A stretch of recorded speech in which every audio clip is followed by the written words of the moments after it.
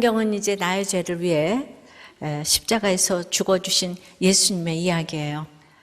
그런 예수님이 부활하셨습니다. 우리도 똑같이 죽어지고 썩어지고 죽어지면 영광스럽게 부활할 줄 믿습니다. 오늘 도대체 내 인생에 왜 이런 일이 생긴 것인지 숨이 쉬어지지 않는 환경을 가지고 오신 분들 있을 거예요. 그동안 1184통의 주보 전도 편지를 보냈어요. 아빠에게, 엄마 아빠에게, 형에게, 할아버지에게, 오빠에게 등등 이렇게 보시고 오늘 이제 오신 분이 계신다면은 어떤 상황에서도 여러분도 예수님처럼 부활의 증인이 되기를 축원합니다. 오늘 이사야 43장 10절에도 너희는 나의 증인, 나의 종으로 택함을 입었다고 하세요. 12절에도 증인이라고 하시니 오늘 이제 증인에 대해서 듣겠습니다. 첫 번째, 증인이 되기 위해서는 하나님을 알고 나의 정체성을 알아야 합니다. 1절, 2절이에요. 야곱아 너를 창조하신 여호와께서 지금 말씀하시느니라. 이스라엘아 너를 지으신 이가 지금 말씀하시느니라. 너는 두려워하지 말라. 내가 너를 구속하였고 내가 너를 지명하여 불렀나니 너는 내 것이라. 네가 물 가운데로 지날 때에 내가 너와 함께 할 것이라. 강을 건널 때에 물이 너를 침몰하지 못할 것이며 네가 불 가운데로 지날 때에 타지도 아니할 것이요 불꽃이 너를 사르지도 못하리니. 자, 1절에 어떤 하나님인가요? 나를 창조하신 하나님, 말씀하시는 하나님, 나를 지으신 하나님, 두려워 말라고 명령하신 하나님, 너는 내 것이라고 하시며 구속해 주시고 지명해 주시는 약속의 하나님을 이제 이 한 절에 다 담아냅니다. 이걸 누구한테 말하는가 하면 2절에 물과 불 가운데를 지나고 있는 그들에게 말씀하시고 계시는데 우리가 말씀하시는 분이 어떤 분인지 알아야 말씀이 그냥 지나가는 사운드로 들리지 않고 보이스로 들리기 때문이에요. 모든 국경과 세대를 뛰어넘어 그리고 언어와 문화를 초월해서 통하는 언어가 있는데 영어도 중국어도 아니고 바로 고난입니다. 고난은 말씀이 들리는 최고의 공용어 맞습니다. 그리고 그 고난을 통한 말씀과 내 인생의 해석이 너무 중요하죠. 이 하나님이 오늘 두려워 말라고 해요. 왜입니까? 그 하나님이 내가 너를 지명하여 불렀나니 너는 내 것이라고 해주시기 때문이죠. 그런데 오늘 누구 보고 말합니까? 야곱아 그래요. 야곱은 돈 좋아하고 여자 좋아하고 사기꾼의 거짓말쟁이에요. 그러니까 당연히 아내를 4명이나 두고 자식은 낳았다고도 하기 싫고요. 12이나 까놓았어요. 첫째는 서모비라와 동침을 하고 둘째, 셋째 아들은 살인자애가 넷째 아들은 며느리하고 동침하고 딸은 강간을 당했어요. 콩가루 중에 콩가루 집안 아니겠습니까? 그러나 많고 많은 성경의 인물 중에 하필이면 오늘 야곱아 부르시는 거예요. 그 야곱 보고 두려워하지 말라 그러시는 거예요. 그러니까 우리가 여기서 해석을 하려면 구속사적인 말씀 묵상을 해야 되는데요. 이 특징을 쉽게 말하면 야곱의 아들들 중에 제일 괜찮은 아들은 애굽의 총리인 요셉이에요.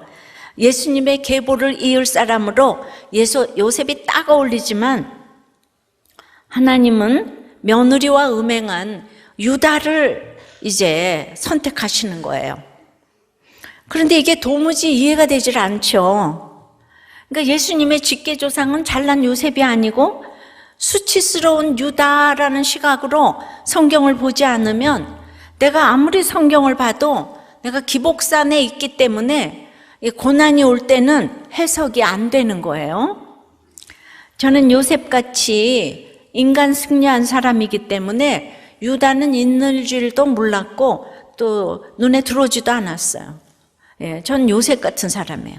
1 더하기 1은 2여야 되고 내가 망하고 가난해도 4대째 모태신앙이고 저는 이제 칭찬받기 위해 제가 누구보다 참고 누구보다 더 욕심을 버리고 이러면 도덕적이고 윤리적인 적용을 해서 교회 잘 나가고 착하고 공부 잘하고 순종 잘하니까 학교도 잘 가고 소위 결혼도 잘했지요. 그래서 기쁘게 거기까지는 너무 좋은데요. 그러니까 예수 믿으면 잘 된다. 모델이었어요. 그런데 용광로의 불같은 결혼 생활로 들어가니까 이제 고난이 오니까 해석이 안 되는 거예요. 항상 기뻐하라가 안 되는 거예요. 고난이 올 때 회개를 하는 게 아니라 아니 내가 왜 복을 못 받지? 예. 그러니까 평생 교회 다녔는데 이 기복산에서 이혼과 자살을 생각한 게 결론이에요. 착함으로 하나님의 기쁨 말고 내 만족의 기쁨으로 구원받는 게 아니에요. 그런데 제가 땅끝까지 내려가니까 전적인 은혜로 주님이 찾아오셔서 드디어 나를 구원하신 구속사가 깨달아졌어요. 무시받고 낮고 낮아지니까 큐티를 한 절 한 절 묵상하면서 바로 이 유다가 예수님의 직계조상이 된 것이 깨달아졌습니다. 그건 뭔가 하면 내 죄가 보이는 것이 신세계였어요. 성도의 목표는 예수님이잖아요, 그죠? 그런데 그 예수님의 직계조상인 그 유다를 깨달아야 되는 거잖아요, 그죠? 물론 요셉도 예수님의 12자녀 중에 지파 중에 하나예요. 근데 최고의 지파가 유다 지파예요. 그러니까 유다를 깨달은 것이 인생이 해석되기 시작한 포인트였어요. 인간에 대해 모른다는 것은 그 죄에 대해 모른다는 뜻이고요. 그러면 사람에 대한 분별이 되지 않습니다. 하지만 결국은 언젠가 꽝 터지게 돼 있어요. 저도 꽝 터졌잖아요. 죄를 모르면 인간을 모르는데 결혼인들 제대로 하겠습니까? 사람인들 제대로 보겠습니까? 직장인들 제대로 가겠습니까? 내 소견에 옳은 대로 다 이제 가게 되니까. 그러니까 늘 두려워할 일이 많죠. 예. 그러니까 내가 잘 된 것 같아도 1등 하려고 이기려니까 늘 두려운 게 많죠. 근데 오늘 야곱아 두려워 말라.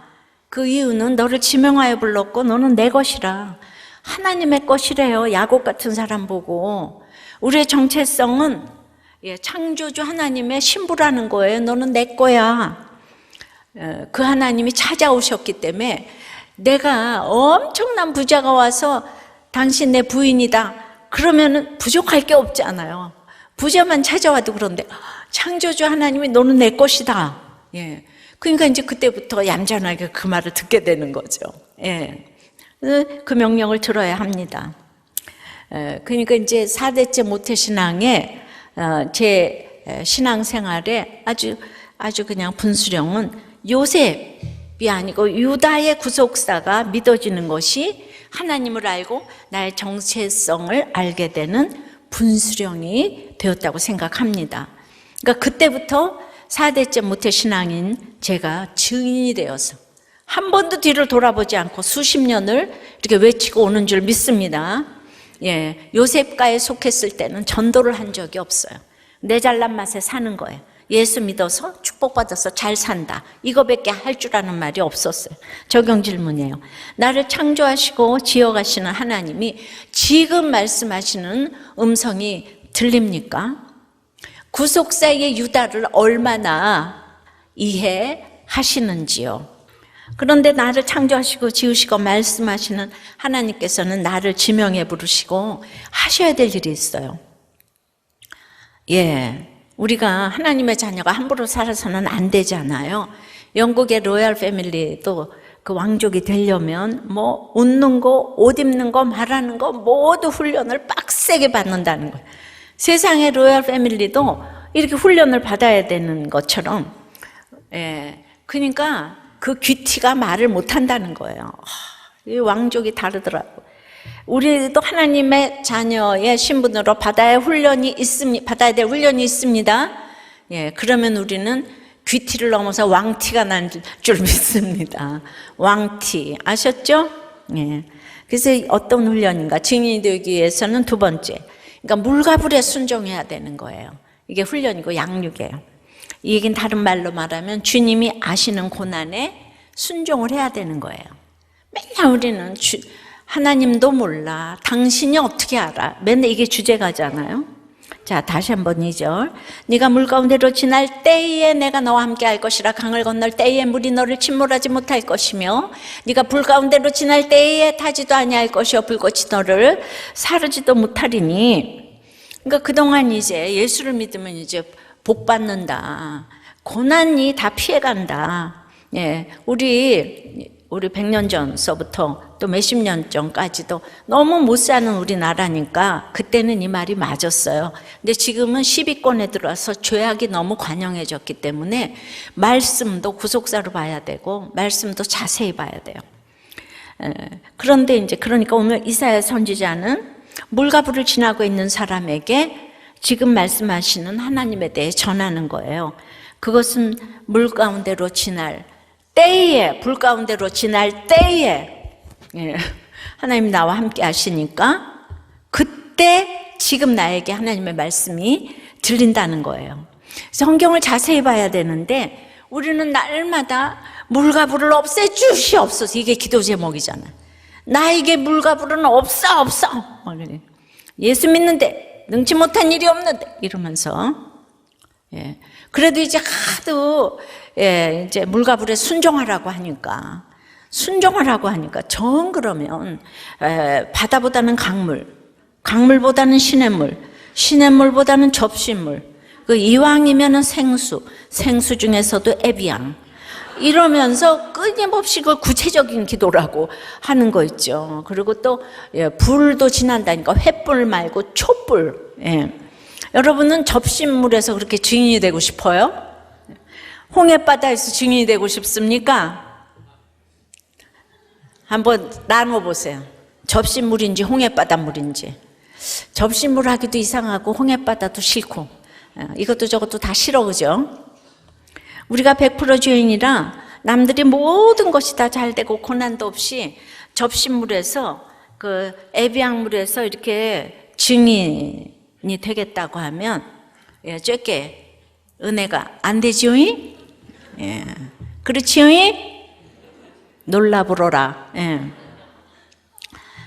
우리는 홍해바다 간증, 횃불 간증에서 하나님의 위대하심을 이제 더 느낍니다. 하나님께서는 이스라엘 민족을 홍해를 건너게 하시고 너무나 멋지게 지은 보석바가 지은 예루살렘 성마저 다 불타게 하셨어요.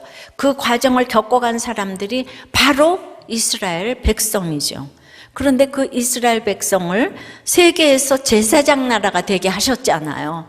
그러니까 물과 불을 지나간 나라는 세계적인 사람이 되는 거예요. 할렐루야. 우리의 고난이 감당 못할 만큼 큰 물과 불입니까? 거기서 하나님이 함께 하신다고 증거하는 증인이 되라고 하십니다. 그러니까 내가 고난을 정하려는 것이 얼마나 교만인지를 깨닫고 지금 나의 환경이 내 몸에 딱 맞는 물과 불임을 선포하시기를 바랍니다. 근데 물과 불을 지날 때 하나님이 함께 하셔서 침몰하지도 타지도 않게 하는 이 신비한 체험을 증거하는 우리가 되어야 하는데요. 우리는 이제 하나님을 알고 내 인생을 알면 내가 고난을 정해서 당하려고 해서는 안 되는 거예요. 근데 여러분들은 늘 구체적이라 그러면서 이왕이면 자식 고난은 좀 없었으면 좋겠고 일단 돈은 한번 줘보시라니까요. 그럼 내가 예수 잘 믿고 증인 되겠어요. 근데 하나님은 돈 주면 안 될 걸 만세 전부터 아세요. 그래서 안 주시는 거예요. 그러니까 저도 이제 죄를 모르니까 저를 깨닫게 하기 위해서 결혼 생활에 물과 불에 넣어서 13년 갇혀있게 하셔서 구원하신 것이라는 것이 이제 깨달아졌어요. 이 물과 불에 갇혀있지 않았다면 저는 이제 100% 이혼했을 것이고 세상 물정 모르니 자유부인 되었을 것이고 몸 버려 돈 버려 그냥 순식간에 했을 것인데 갇혀 있었던 것이 이 축복을 넘어서 얼마나 하나님의 용서라는 것이 깨달아졌어요. 지금도 여러 가지로 갇혀 있죠. 남편 한 사람 순종하면 됐는데 지금은 눈만 뜨면 수많은 사람에게 제가 순종해야 되고 또 대신 깨달아 드려야 돼. 설교 준비해야 되는 엄청난 갇힘이 자발적으로 계속되니까 주일에 교회 오면 정말 눈물이 안 나는 적이 진짜 거의 없는 것 같아요. 어떤 분은 목사님은 뭐 그렇게 날마다 회개를 하냐 그러는데 그냥 그 당시 정점이라면 정점이 있다고 할 수 있는데요. 너무나 이제 밑바닥 인생을 오래 살면서 겪지 않아도 될 일과 감정을 참 많이 겪었고 지금도 겪고 있어요. 내가 정말 아무것도 할 수 없다고 생각할 수밖에 없는 일들이 계속 오고 가기 때문에 그냥 이렇게 하나님을 부르짖을 수밖에 없고 회개할 것밖에 없게 해주시는 이것이 하나님의 용서하심이고 은혜라는 생각이 들어요. 여러분, 모두 이 갇힌 환경이 하나님의 용서하심이라는 것이 믿어지십니까? 힘들수록 하나님의 은혜요 용서하심이라는 생각이 들어요. 왜냐면요, 인생이 밑동 잘린 나무처럼 짧잖아요. 갈수록 이게 믿어지는데 거기서 인간이 100% 죄인이고 악하고 음란하다면 내가 마지막까지 그 용서하심의 은총을 느껴야 되잖아요. 근데 힘드니까 날마다 진짜 마지막까지 하나님께서 원하시는 거는 얼마 안 남았는데 끝까지 주님의 자녀로 삼아 주셔야 되는데 내가 사생자가 아니고 이렇게 갇혀있게 하셔서 끝까지 하나님 앞에서 회개하고 가게 하시는, 이것이 얼마나 그 용서하심, 사하심의 축복인지 이렇게 해석하는 것이 구속사적으로 해석하는 거예요. 갇혀있는 게 저주가 아니고 용서하심의 축복이라고요. 그런데 여러분, 그렇게 자꾸 이혼해야 되겠어요? 지금 이혼해서 얼마나 전국적으로 문제가 되고 있는지 여러분들 지금 보고 계시잖아요. 그죠? 여러분, 유다가 하나님의 용서를 절절히 깨달았겠습니까? 총리 요셉이 그 용서를 절절히 깨달았겠습니까? 바로 이것이에요. 눈에 띄는 고난과 죄패가 있게 되면 그 용서를 깨닫기가 참 쉬워져요. 총리가 깨닫기 어렵잖아요. 근데 우리가 택자라면 시기마다 다른 각자의 물갑을 해서 그때마다 들리는 말씀이 있기 때문에 그만큼 또 회개를 하게 하셔서 해석이 되는 거예요. 이 눈물은 이제 흘리고 끝이다라고 생각했는데 그게 아니더라고요. 늘 나를 살리는 회개가 이런 물갑을 해서 터져 나오더라고요. 할렐루야? 적용 질문이에요. 여러분은 지금 어떤 물가불을 지나고 있습니까? 자식불, 돈의 불, 건강의 불, 배우자의 불 등등을 지금 이걸 없애달라고 기도합니까? 내 몸에 딱 맞는 물가불이라고 지금 용서를 경험하고 계십니까? 그러니까 지금 이게 그 관성이 있어서 그냥 팔복으로 갔다가도 기복으로 날마다 돌아가거든요. 그러니까 이거를 축복이라고 용서하심이라고 생각을 못 하는데 계속 물가불에 있다 보니까 이게 좀 되는 게 있는 거예요. 자, 증인대교에서는 하나님을 알고 나를 알고 하나님이 주시는 물가불에 순종해야 되는 거예요. 그게 훈련이고 양육이라 그랬어요. 근데 세 번째는 나에게 속량물로 주신 애굽이 있다는 거예요. 3절 4절입니다. 대저 나는 여호와 내 하나님이여 이스라엘의 거룩한 이여 내 구원자임이라. 내가 애굽을 너의 속량물로 구스와 스바를 너를 대신하여 주었노라. 네가 내 눈에 보배롭고 존귀하며 내가 너를 사랑하였은즉 내가 네 대신 사람들을 내어주며 백성들이 내 생명을 대신하리니. 자, 성령의 의도를 무시하지 않으려면 이렇게 성경을 차례차례 자세히 읽어야 합니다. 물가불에서 말씀하시는 하나님은 오늘 거룩하신 분이래요. 구별된 분이시래요. 그분이 구원자라고 하세요. 자, 근데 구원자인 그분이 애굽을 속량물로 주셨대요. 여러분, 이스라엘은 400년 노예 노릇하다가 누구 때문에 구원됐죠? 누구 때문에 구원됐죠? 이스라엘이 누구에 의해서 구원됐어요? 이제 모세라고 그러죠. 그건 참 지당하신 답이에요. 근데 이제 이렇게 구속사적으로 생각해 보면은 애굽이 학대해줘서 출애굽을 했잖아요. 애굽이 공로자죠. 구원자이신 하나님이 나를 구원하기 위해 이렇게 이제 속량물이 되고 대신이 된 그 애굽 구스 스바는 나를 힘들게 한 자이지만은 그러므로 내가 아주 고마워해야 될 대상인 거예요. 현대인의 성경은 내가 너를 자유롭게 하려고 이집트와 에디오피아와 스바를 네 몸값으로 내어주었다. 아니, 이스라엘이 무엇이라고 고센 땅에서 그 노예 생활을 하고 있는 그 사람들을 구원하기 위해서 가장 강대국인 애굽을 몸값으로 줍니까? 예. 이게 하나님의 놀라운 이제 법칙인 거잖아요. 예, 그러니까 왜 훈련시켰어요? 광야에서 아무리 노력해도 나의 죽어질 것들이 죽어지지 않으면 절대 나오지 못해요. 그래서 이제 여호수아하고 갈렙밖에 못 나왔는데, 예를 들면은 우리가 이제 애국같이 강대국인, 돈이 많고 권력이 있고 아니면 도박을 하고 폭력이 세고, 그러니까 도저히 감당 못할 이 강대국인 그런 이제 남편, 시부모, 배우자 애굽이 나를 건져내기 위해서 지금 수고하는 거예요. 드디어 400년이나 수고를 했어요. 거긴 돈이 많을 때도 있었고 굉장히 잘해줄 때도 있었지만 마지막에는 학대했잖아요. 그죠? 그러니까 돈이 많아도 구원이 안 되고 권세가 있어도 안 되고 정말 결국은 학대를 하니까 구출이 되는 거잖아요. 그러니까 그런 사람 밑에서 구원되기가 어려워요. 내가 질기고 악할수록 나를 건져내기 위해서 애굽 모든 식구들이 수고를 하는 거예요.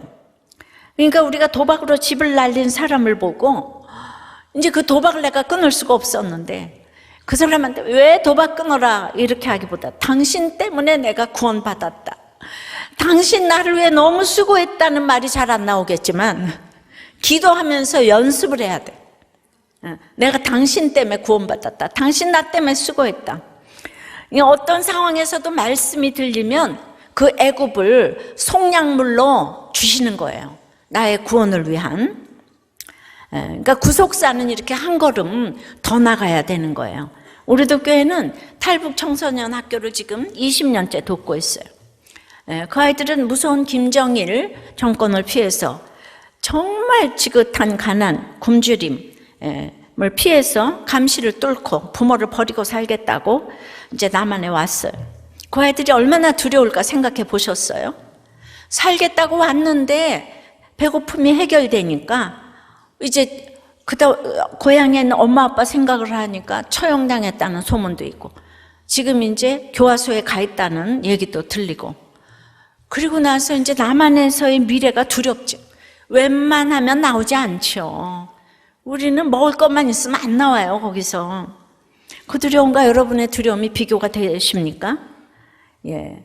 그러니까 이제 사흘 굶으면 못할 게 없다 그러잖아요. 그래서 압록강을 넘었어요. 얼마나 배가 고프면 부모가 처형될 걸 알면서도 탈출했겠어요. 그러면 이 아이들을 누가 탈출하게 만들었습니까? 김정일 정권이 탈출하게 만든 거잖아요. 예, 그래서 아이들이 남한에 왔고 구원을 얻었어요. 생명을 얻었고 음식을 먹게 되었고 예수까지 믿게 되었어요. 영육간의 구원을 다 얻었어요. 그래서 제가 창립 1주년, 창립 기념 예배 때 가서 축사를 했어요. 그날 큐티 본문이 이사야 43장이었어요. 너희가 이곳에 온 것이 누구 때문이냐? 거기서 그나마 쬐끔이라도 먹고 살았으면 왔겠느냐? 너무 힘들고 배고파서 왔는데 너희를 이곳에 와서 예수 믿게 한 김정일 정권과 너희의 북한 형제들을 잊어서는 안 돼. 너희 생명을 대신한 그들 때문에 너희가 지금 살고 있는 거잖아. 열심히 공부해야 된다. 너희는 삼성그룹에서 견학도 시켜주고 제주도도 견학을 하면서 모든 사람에게 도움을 받고 있는데 우리들 교회는 지금 이 좋은 나라에서 제주도도 못 가본 사람이 얼마나 많은 줄 알아? 그러니 너희만 힘들다고 하지 마라. 너희를 왜 이렇게 아름답고 보배롭고 존귀하게 여겨주겠느냐. 대신이 된 그런 김정일이 있고 또 한쪽에서 너희 부모 형제들이 있고 그러니까 그 북한을 위해서 기도를 해야 되고 간절히 예수님께 기도해야 된다. 여러분들 이제 애굽 이해가 좀 되십니까? 저도 이제 남편에게 무시받은 것 때문에 내가 구원받은 걸 알게 됐어요. 그런데 우리 남편이 애굽 역할만 하고 몽둥이 역할만 하고 구원받지 못하면 어떡합니까? 가져온 구원 이상도 이하도 아닌 거예요. 그러니까 내가 믿은 하나님이 이제 너무 좋으니까 그의 구원을 위해서, 그 때문에 내가 구원받았기 때문에 그를 위해서 목숨을 내놓는 기도를 하게 되었죠. 죽기로 작정하면 무엇이 나를 침몰케 하겠습니까? 이것을 모르기 때문에 나의 속량물이 될 애굽과 구스 스바를 그렇게 미워하고 원망하는 거예요. 그들은 나 때문에 나를 힘들게 했기 때문에 속량물로 끝나야 하는 존재가 아니에요. 우리가 기도를 해서 안 돌아왔을지라도 우리는 기도해야 돼요. 내가 누구 때문에 구원받았는지. 그렇습니다. 여러분이 구원을 얻은 것은 바로 여러분의 애굽과 구스와 스바가 있었기 때문이에요. 여러분의 구원을 위해서 속량물이 된 사람이 누구입니까? 그 김정일이 하나님께 돌아오지 않았죠. 바로도 10가지 재앙을 다 겪고도 강팍했고 끝까지 쫓아오다가 자기 악으로 그냥 바다에 수장이 됐어요. 어쩌면 우리의 애굽도 평생 믿지 않을 수도 있습니다. 나만 믿게 해놓고 자기의 악으로 죽을 사람도 많아요. 나를 믿게 한 식구들이 애굽의 역할만 하고 몽둥이 역할만 하고 안 믿는다면 어떡해요? 아무리 돌아올 확률이 희귀해도 그들이 돌아오도록 증인이 돼야 합니다. 바로나 김정일이나 세상에서는 금수저예요. 그래서 돌아오기가 낙타가 바늘기로 들어가는 것보다 더 어렵다고 하죠. 그래도 우리는 끝까지 그들에게 증인이 돼야 합니다. 예, 바울이 이스라엘 사람들을 끝까지 사랑하는 것처럼.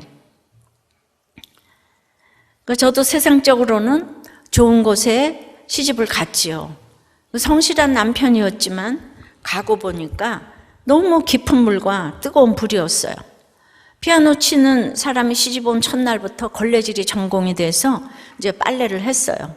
모세가 40년 동안 양치기 생활을 하듯 매일 빨래와 걸레질과 청소의 연속이었습니다. 부잣집에 시집을 왔는데 돈을 주질 않아서 저의 상대적인 빈곤감이 얼마나 심했는지 몰라요. 디모데후서에 보니까 바울이 디모데에게 복음과 함께 고난을 받으라, 그 권면한 것을 보니까 내가 예수를 믿으면 당연히 복음과 함께 고난을 받아야 하는 걸 몰랐어요.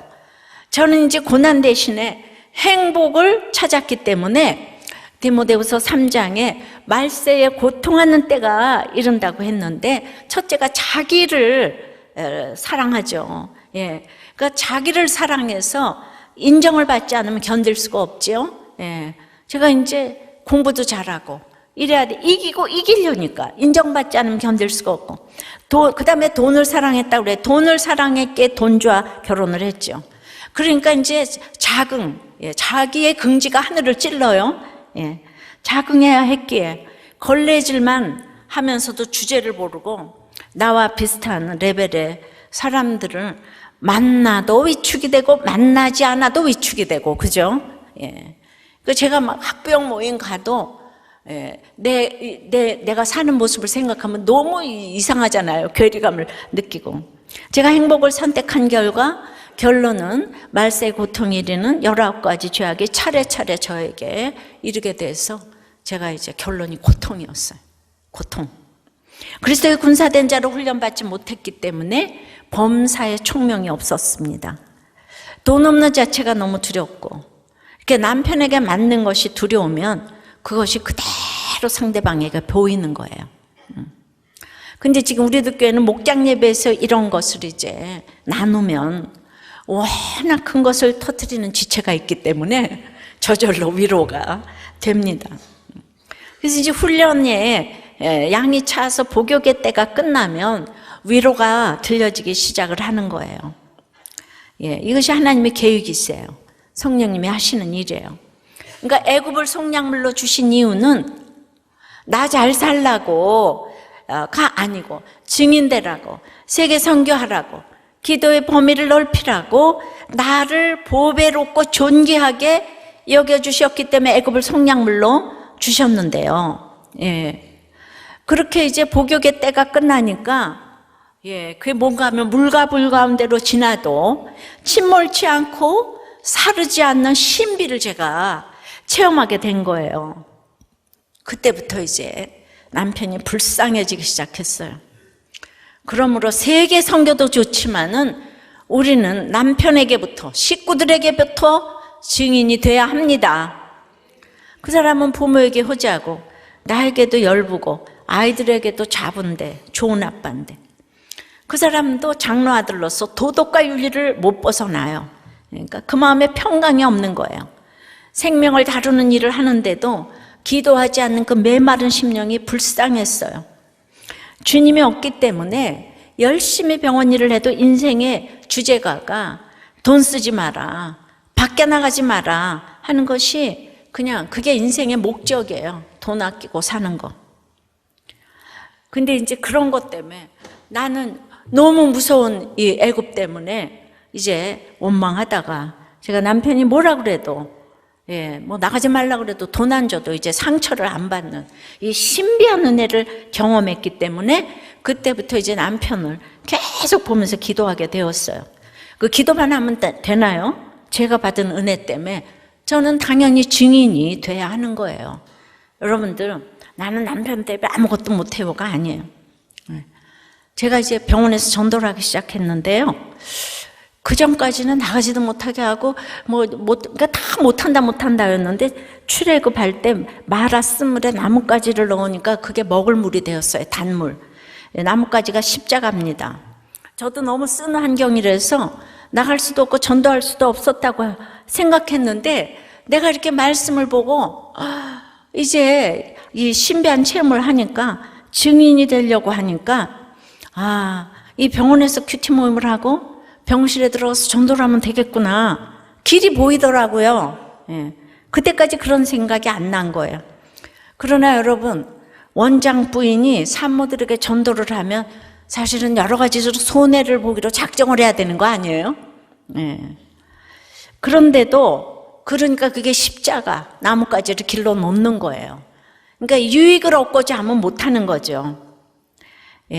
그래서 이제 못 나가게 하니까 몰래 전도하고 몰래 공부하고. 그 당시 병원에서 제일 서러운 사람은 딸 낳은 산모예요. 격세지감이죠. 그 병실에 들어가서 내가 딸 붙잡지 막내딸이다. 딸도 나 같은 딸만 낳으면 된다. 되는 게 뭔지는 모르겠지만 산모들이 원장 부인이 들어가서 막 젊은 30대 여인이 들어가서 막 하니까 너무 놀라가지고 영접을 합니다. 그래가지고 이제 전도했다 너무 좋은데 거기까지는 좋았어요. 그런데 글쎄 나중에 퇴원할 때 병원비를 깎아달라고 그러는 거잖아요. 이건 너무 난처한 건데 나는 돈 안 주고 나가지 말라고 하는 거 이거 다 나는 순종하겠는데 복음 전한 사람에게는 깎아줘야 되잖아요. 그러니까 이제 그냥 고민하다가 이제 남편이 밥 먹으러 올라오고 뭐 이러면 잠깐만 앉아보라 그러고 무릎을 딱 꿇고 200kg 한 잔 좀 깎아주면 안 돼요.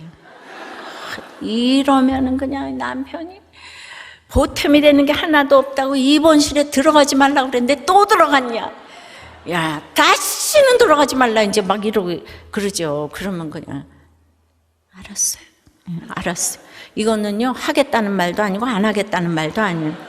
그냥 애매모호한 신비한 표정으로 구원의 얘기를 지금 하는 거예요. 알았어요. 그럼 그 다음날 또 전도합니다. 또 화를 버럭 내면 알았어요.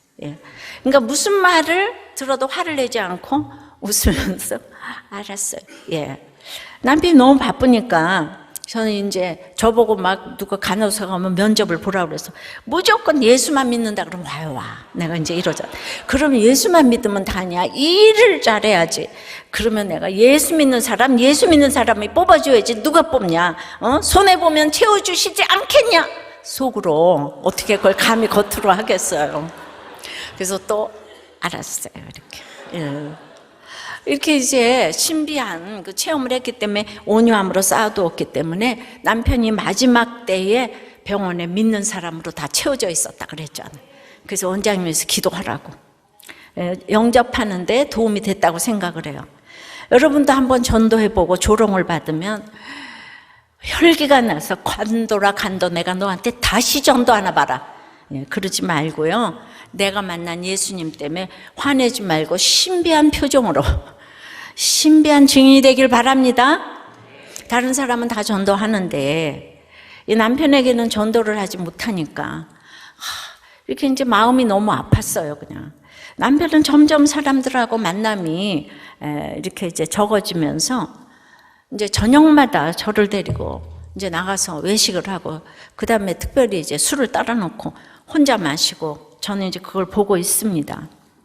저는 술 먹는 게 너무 싫어요. 그런데 부활의 증인이 돼야 되니까 너무 싫다고 그럴 수도 없고 또 술이 좋지도 않잖아요. 예, 그러니까 이제 너무 좋아할 수도 없잖아요. 그러니까 바로 이 구원의 표정은 좋지도 싫지도 않은 신비한 표정이에요. 예, 가만히 앉아 있는 거예요. 내가 불과 불을 잘 통과하면 이 신비한 표정이 나온다니까요. 그리고 리더십이 주어지는 거예요. 그러니까 남편이 점점 저에 대해서 호기심을 갖고 연구를 하는 거예요. 예. 예. 너무 좋다고도 안 하고 너무 싫다고도 안 하고 야단칠 말이 없어. 예. 이제 지금까지 병원에서 24시간 붙어 있으니까, 예. 뭐 아이들이 이제 학교도 있고 그러는데, 이사 갈까, 우리? 이러면 너무 뛸 듯이 좋잖아요? 그렇지만은 또, 제가 뭘 알겠어요. 그냥 뭐 이러저러 하면 괜찮을 것 같긴 하지만 당신이 원하는 대로 해요. 제가 뭘 알겠어요. 이러면요 꼭 제가 하자는 대로 하는 거 있죠. 리더십이 딱 지어져가지고 그다음에 내가 이렇게 막 전도하잖아요. 그리고 큐티 모임도 하잖아요. 그러니까 그 알게 모르게 거기 카리스마가 이제 들어가는 거예요. 내가 아무리 욕을 해도. 여러분도 배우자가 바람을 피우면 쫓아다니고 문자 확인하지 말고 이렇게 신비한 표정으로 신비한 대화를 하기 바랍니다. 제가 증인되기로 결단하고 살면 지나고 나서 오늘 이 증인되라 다시 생각을 해보니까 증인되는 데는 필요한 응답을 다 주신 것 같아요. 저는 이제 조그만 병원 2층 살림집에서 이제 반은 병실이고 반은 살림집인데 거기에서 구역 예배를 이제 가서 드렸어요. 예. 그러니까 이 사람이 대민봉사라니까 구역 예배를 드린다 그러니까 차마 이제 거절을 못했는데 거기서 우리 간호사들이 다 밥을 먹어야 돼요. 예. 근데 예배가 길어지니까 밥을 이제 못 먹잖아. 예. 그러니까 인터폰이 계속 와가지고 안 가? 안 내보내? 막 이러면서. 그러니까 을러대니까 내가 예배 보는 게 너무 두렵잖아요. 근데 거기 그 당시에 막 20만 원, 50만 원짜리 세 방에 사는 사람들이 주로 형편이 그나마 제일 나아서 다른 집에는 갈 데도 없는 거예요. 예. 그냥 애 둘 데리고 한 칸방에서 살고 이러니까. 그래서 제가 나는 돈 안 줘도 좋고 나가지 못하게 해도 좋으니까 제발 예배드릴 처소 하나만 달라고. 근데 그거는 이제 불가능한 거예요. 근데 난 증인이 되고 싶은데 이게 가능하기는 한 기도 제목입니까? 그런데 그 2층에 살림집이 있고 병실이 같이 있으니까 굉장히 불편하잖아요. 근데 이제 옥상에 3층에 올라가서 아무래도 살림집을 3층에 만들어야 되겠다고 그래가지고 2층 다 입원실로 써야 되겠다고. 그래서 3층에 살림집을 옥상에 올라가 자그맣게 한 20대평 이렇게 정도로 지었어요. 예. 그런데 3층, 그러니까 남편은 이제 2층에서 저기 살림집에서 있다가 환자가 오면 계속 내려가서 운동을 할 시간이 없다고 그게 운동이라 그랬거든요. 그런데 3층에서 하루를 오르락내리락 하더니 힘들어서 다시 2층으로 철수. 예. 이렇게 됐어요. 그러니까 살림집만 지금 넓어진 거예요. 병실은 하나도 안 넓어지고. 돈 1원도 안 주던 남편이 예배 처소를 지금 돈을 얼마를 들여서 지어준 거예요. 거기 쓰는 사람이 없으니까. 당연히 기가 막혔어요. 예, 그 사람이 예배 쳐서 지어준 게 아닌데 결과적으로는 그렇게 됐잖아요. 이제 3층에서 제가 예배를 드리니까 제가 전화가 필요했어요. 병원 전화로 상담을 해야 되니까 산모들이 우리 병원이 전화가 불통이라고. 이제 상담 시작했는데 우리 남편이 그 다음 환자 볼 때까지 내가 그때까지 전화를 하고 있어요. 막 전화하지 말라고. 그래서 내가 전화 하나 놔달라고 했더니 네가 사업을 하냐? 응? 전화가 왜 필요하냐? 그래서 아니 그러면 내 돈 가지고 좀 놓으면 안 될까 그랬더니 네 돈이 어디냐고. 네 돈이 내 돈이고 내 돈이 내 돈이지. 화를 엄청나게 냈는데 제가 또 거기서 기도했어요. 주님, 증인 돼야 되고 큐티 모임하고 이러는데 전화 하나는 있어야 되는, 전화 한 대만 놔주세요 했더니 하루는 전화국에서 이렇게 왔다가 전화, 이 청색 전화를 하나 놓으면은 이사 갈 때 백색 전화가 된다는 거예요. 여러분들은 수십 년 전에 얘기를 모르겠지만 그 당시 전화가 비쌌어요. 비쌌기 때문에 그게 이렇게 놨다가 혹시 이사 갈 일이 있으면 이제 비싼 전화가 된다고 하니까 당장 놓으라 그러는 거예요. 근데 전화 달러 오는 날 수술이 길어져가지고 제 마음대로 달았어요. 그래가지고 2층은 전선이 이렇게 보여서 굉장히 안 좋고 그 3층이 안 보이니까 그래서 달았다고는 한마디를 안 하는 거 있죠. 내 3층에 어떻게 전화를 놔줄 수가 있겠습니까? 그러니까 생각해 보니까 이타적인 주님의 일은 다 이렇게 응답하신 거예요. 그러니까 제가 13년, 남편이 간 다음에 13년 동안 13개 큐티 모임을 한 게 아니라 그 이전 병원 개업했을 때부터 그렇게 마음 졸여가면서 부들부들 떨면서 큐티 모임을 한 거가 이렇게 8년쯤 되더라고요. 다 합치니까 20년이 넘어요. 근데 제가 생각해도 여러분, 그 병원 얼마나 열악해요. 그죠? 병실도 있고. 이런데 거기서 나는 병원하고 상관없이 혼자 지금 예수 믿고. 원장 사모가 돼서 어떻게 그렇게 그걸 오픈하고, 참 신기하죠. 근데 일관되게 그 증인이 되는 그 소원을 주셨어요. 이 물가불 가운데 하나님이 함께 하시니까, 주님의 일은 주님이 다 하셨는데요. 그렇게 그 당시에 전도하고 양육한 것을 주님은 지금 다 이렇게 기억하셔서 우리들 교회를 되게 하신다고 생각이 됩니다. 그래서 이제 5절 6절에 보면은 두려워하지 말라, 내가 너와 함께하여 내 자손을 동쪽에서부터 오게 하며 서쪽에서부터 너를 모을 것이며 내가 북쪽에게 이르기를 내놓으라, 남쪽에게 이르기를 가둬두지 말라, 내 아들들을 먼 곳에서 이끌며 내 딸들을 땅끝에서 오게 하며. 자, 이렇게 아무도 알아주지 않는 이렇게 남편 순종을 이제 하면서 이게 언제까지 이렇게 가야 되나 이런 생각이 들었어요. 죽으면 지으리라 안희숙 씨 같이 막 딱 순교하고 감옥에서 딱 죽고 그게 훨씬 좋을 것 같다는. 그러니까 그 정도로 정말 그 유다의 그 구속사가 깨달아지니까. 그런데 이제 이렇게 순종을 하고 나니까 지금 이제 강남 한복판, 판교 한복판에서 교회를 하시게 하는데요. 글쎄 지금 동서남북에서 이렇게 전철 타고 버스 타고 모여들지 그 누가 알았습니까? 지금 동서남북에서 모여든다 그랬죠? 내가 나가서 대단한 주회를 하겠다고요. 지금 여러분 자리에서 증인이 되지 못하면 아무것도 못합니다. 기본기가 안 되어 있으면 아무것도 할 수가 없습니다.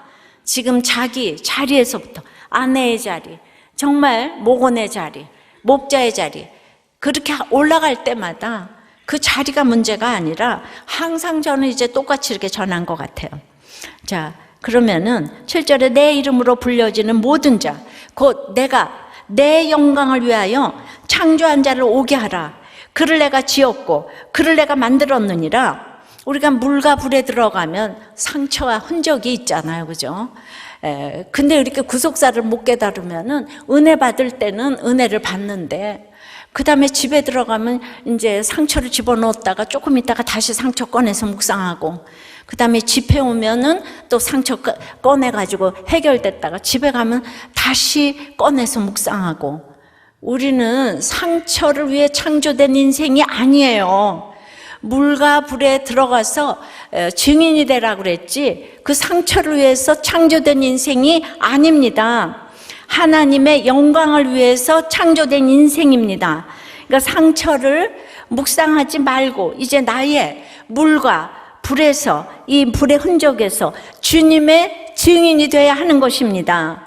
그러니까 남편의 품질이 좋고 나쁘고 뭐 자녀가 공부를 잘하고 못하고 뭐 이게 상관이 없는 거예요. 전혀 상관이 없는 거예요. 제가 지금 그때부터 지금까지 시댁 얘기를 하고 남편 얘기를 하고 자녀 얘기를 하면서 뭐 잘됐다는 얘기 별로 안 했는데 여기까지 왔어요. 내가 물과 불에 그냥 가기만 하면, 내가 그 물과 불에 간다고 이제 얘기만 하면 하나님이 함께 하십니다. 그것을 증거하면 되는 거예요.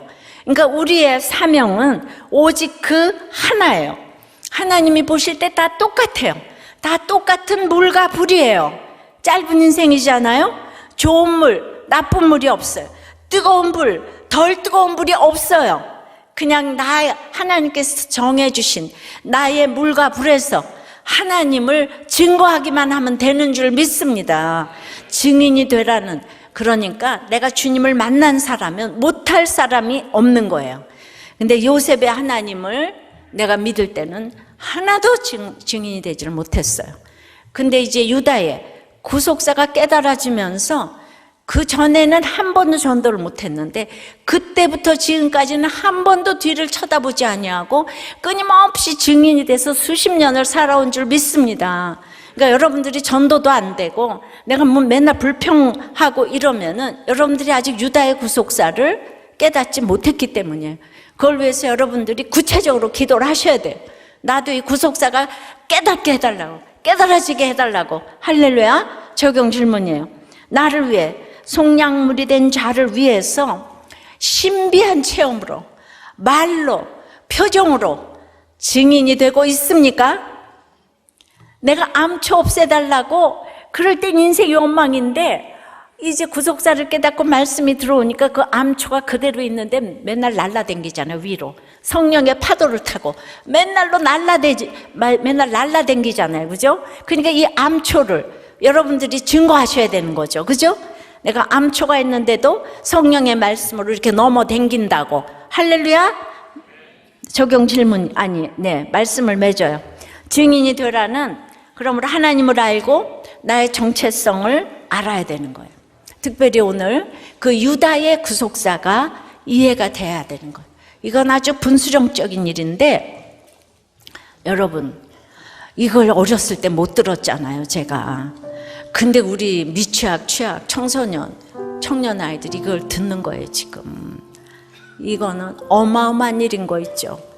제가 그렇게 어렸을 때 들었으면 그렇게 자살 타령, 이혼 타령 안 하죠. 여러분들이 뭔 애굽 남편이 힘들다고 이혼 타령을 해요. 어마어마한 지금 축복이, 증인이 되는 축복이 오는 건데 이 구속사를 어렸을 때부터 아이들을 가르쳐놔야 되는 거예요. 우린 요셉만 최고라고 하기 때문에 애들이 고난이 오면 해석이 안 되는 거예요. 해석이. 몰가불에 순종해야 되는 거예요. 하나님이 아시는 고난에 순종해야 됩니다. 하나님이 속량물로 주신 애굽을 위해서 우리가 신비한 표정에 체험에 있어야 되고 그 체험의 증인이 돼야 될 줄 믿습니다. 찬양하고 기도할게요.